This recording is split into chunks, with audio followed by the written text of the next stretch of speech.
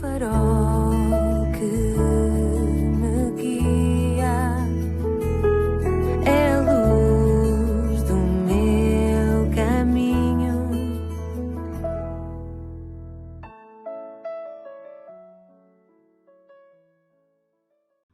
Bem-vindo à 246ª edição do programa Poder de Luz. O tema hoje é: por que estão divididos os cristãos? Eis uma série de perguntas recorrentes dentro desta mesma questão. As igrejas não deveriam crer todas no mesmo? Por que está a igreja dividida? Por que existem tantas denominações diferentes? Uma denominação diz uma coisa, outra diz outra coisa diferente. E as pessoas, possivelmente também tu, acham tudo muito confuso e muitas desistem, pois o caso chega a tornar-se desesperante, especialmente para quem tem um sincero desejo de conhecer a verdade. Porém, não devem desistir. Estou aqui para tentar ajudar a perceber a razão e procurar a explicação credível que lhes traga a solução, o necessário esclarecimento, tranquilidade, paz e confiança. Porque é que então os cristãos discordam tanto? A Bíblia derrama luz a este respeito, ou não fosse ela a verdade, por excelência. Por essa razão, vamos atentar bem para o que dizem as Escrituras a fim de obtermos a resposta correta. Afinal, a Bíblia é a verdade.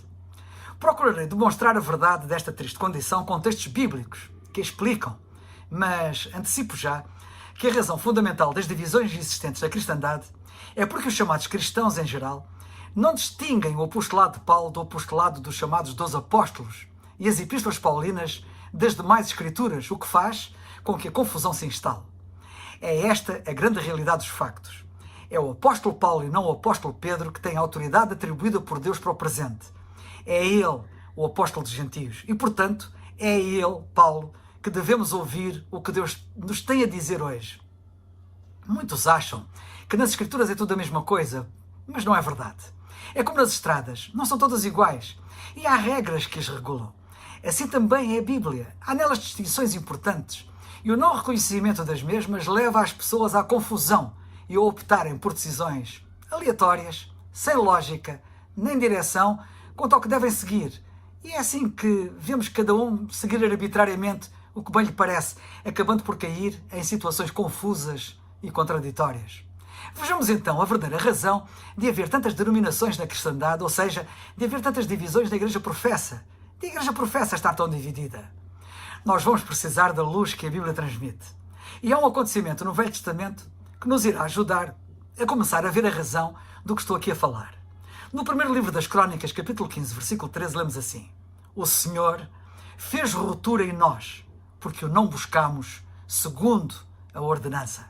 Nota bem, lemos sobre ter havido uma ruptura, uma divisão no povo terreno de Deus, a nação de Israel, por os israelitas não terem buscado o Senhor segundo a ordenança, ou seja, segundo a palavra que Moisés lhes havia ordenado por revelação divina. O contexto em que este versículo que citei se insere mostra que porque no passado os israelitas não tinham transportado a arca do Senhor como Moisés ordenara, houve ruptura. A lei de Moisés ordenava expressamente que a arca deveria ser carregada aos ombros dos sacerdotes, como lemos no versículo 15. O desrespeito pela palavra do Senhor, como Moisés tinha ordenado, versículo 15, produziu uma grave ruptura, uma grave divisão nos crentes naqueles dias. Nós sabemos pelas Escrituras que o apóstolo Paulo hoje é para a Igreja, o corpo de Cristo, o que Moisés naquele tempo foi para Israel. E por isso é a ele, Paulo, que hoje devemos dar ouvidos. Rupturas, divisões serão também inevitáveis. Sim, o apóstolo Paulo é para a atual dispensação da graça de Deus o que Moisés foi para a dispensação da lei. Ambos, Moisés e Paulo, receberam a palavra do Senhor para a respectiva dispensação em que se encontravam. A lei foi dada a Moisés para a dispensação da lei e o Evangelho da graça de Deus foi dado a Paulo para a dispensação da graça de Deus, que ainda hoje está em vigor. Como lemos em Efésios 3:2, cito: Se é que tendes ouvido falar da dispensação da graça de Deus que para convosco como foi dada a mim, Paulo. Porque a palavra do Senhor foi dada a ambos, Moisés e Paulo, de modo único, como não foi dada a mais ninguém, em primeira mão, ambos os seus nomes ficaram associados à palavra que lhes foi revelada por expressões que ficaram gravadas para sempre na história e na Bíblia. Refiro-me às expressões a lei de Moisés, Esdras 3:2, 7:6 e Lucas 2:22 e o Evangelho de Paulo, pois ele chama o Evangelho da Graça que pregava o meu Evangelho, em Romanos 2,16, 16,25 e 2 Timóteo 2,8. Sim, a dispensação da lei foi dada por meio de Moisés e a dispensação da graça foi dada por meio de Paulo. Nota o que lemos claramente no segundo livro das Crónicas, capítulo 33, versículo 8. Toda a lei, e estatutos e juízos dados pela mão de Moisés. E agora em Efésios 3,2. Se é que tendes ouvido a dispensação da graça de Deus que para convosco como foi dada a mim, Paulo. Convém que todos saibam que quando não buscamos nesta presente dispensação da graça de Deus as instruções que Deus nos dá através do apóstolo Paulo, o Senhor também faz hoje grave ruptura nos crentes dos nossos dias. E foi isso que aconteceu e tem acontecido. Essa ruptura ou divisão existente é bem patente nas diferentes igrejas dos nossos dias, nas suas diferentes divisões denominacionais múltiplas. Esta é a verdadeira razão de o cristianismo estar tão dividido em muitas denominações. Cristianismo ou cristandade. Esta ruptura aconteceu ainda nos dias do apóstolo Paulo. As igrejas do seu tempo, que começaram por revelar esta ruptura, esta grave ruptura, foram as igrejas em Corinto e na Galácia. Para se ter a resposta correta e não enviesada, como em todas as demais questões, há que olhar bem para o que as Escrituras dizem a este respeito. É a palavra de Deus que tem a verdadeira resposta para esta pergunta que tantos formulam. Nós vemos nas Escrituras que é só nas epístolas de Paulo que temos definida a igreja chamada ao corpo de Cristo. É nas suas epístolas apenas que temos definidas e explicadas a doutrina, a posição, a conduta e a esperança da igreja. Todo o ensino que diz respeito à mesma, incluindo como se faz parte dela, como se torna parte integrante dela. Ora, Paulo escreve várias epístolas dirigidas a várias igrejas e só encontramos ruptura em duas delas. Só encontramos duas igrejas divididas, a igreja em Corinto e a igreja na Galácia. Acerca da primeira lemos isto, porque a respeito de vós, irmãos meus, me foi comunicado pelos da família de Cloé que há contendas entre vós. Quero dizer com isto que cada um de vós diz, eu sou de Paulo, eu sou de Apolo, e eu de Cefas, e eu de Cristo. Está Cristo dividido. 1 Coríntios 1, 11 a 13. Acerca da segunda lemos, se vós, porém, vos mordeis e devorais uns aos outros, vede, não vos consumais também uns aos outros. Em Gálatas 5,15.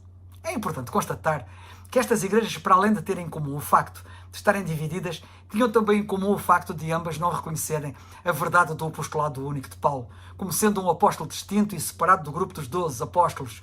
E claramente foi esse não reconhecimento que as deixou divididas. Estas duas igrejas puseram em causa o apostolado único de Paulo. Não admira termos-las, consequentemente, repito, divididas. E isso é exatamente o que tem acontecido a partir daí na cristandade. O apóstolo Paulo teve que lembrar a igreja em Corinto dos sinais do seu apostolado entre eles, manifestados através de sinais, prodígios e maravilhas, como lemos em 2 Coríntios 12, que provavam a genuinidade do seu apostolado e que, portanto, o que ele dizia era para ser levado em conta muito a sério. Em 1 Coríntios 13,3, lemos mais.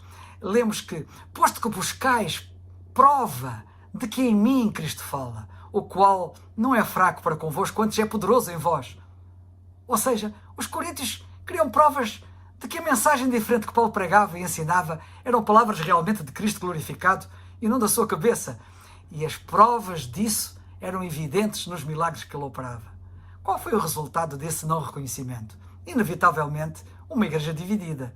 O apóstolo teve que escrever os primeiros 2 capítulos da Epístola aos Gálatas para também provar a estes crentes na Galácia a genuinidade do seu apostolado e a genuinidade e singularidade da sua mensagem.